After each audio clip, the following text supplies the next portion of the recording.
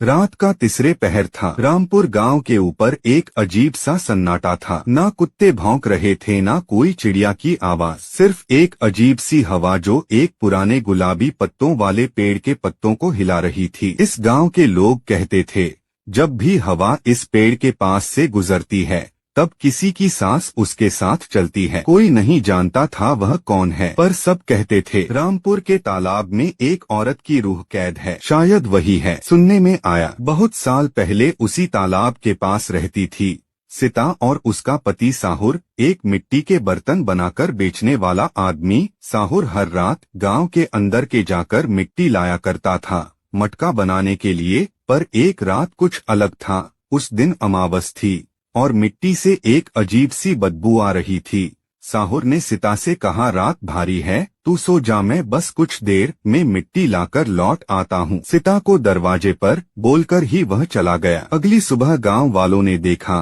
तालाब के पास साहुर का मटका पड़ा था और उसके अंदर सिर्फ खून, लेकिन साहुर गायब था। उस दिन के बाद सीता पागल सी हो गई। रात दिन तालाब के पास जाकर बोलती, क्यों तू ले गया मेरा साहुर को, अब ले चल मुझे भी। और एक दिन उसका जिस्म भी उस तालाब में मिल गया। पर लोग कहते हैं उसकी आवाज आज भी उस तालाब के पास सुनाई देती है। कुछ लोगों ने देखा रात के दूसरे पहर में जब कोई तालाब के पास जाता है तो पानी में अपनी नहीं सीता की परछाई दिखती है और वह बुलाती है। गांव के लोग जब सरपंच को सारी बात बताए तो सरपंच ने फैसला लिया तालाब को बंद कर दिया जाए। फिर एक दिन तालाब में पत्थर डालकर बंद कर दिया गया। तब से सब समझने लगे अब सब ठीक है। तभी उस गांव में आता है एक नौजवान राइस्टार। उसने सुना था गांव के पुरानी कहानियां हैं, इसलिए वह सोचता है क्यों ना उस पर एक कहानियां लिखी जाए। फिर एक रात सब बदल गया। रात के 3 बजे राइस्टार तालाब के पास जाने का फैसला करता है,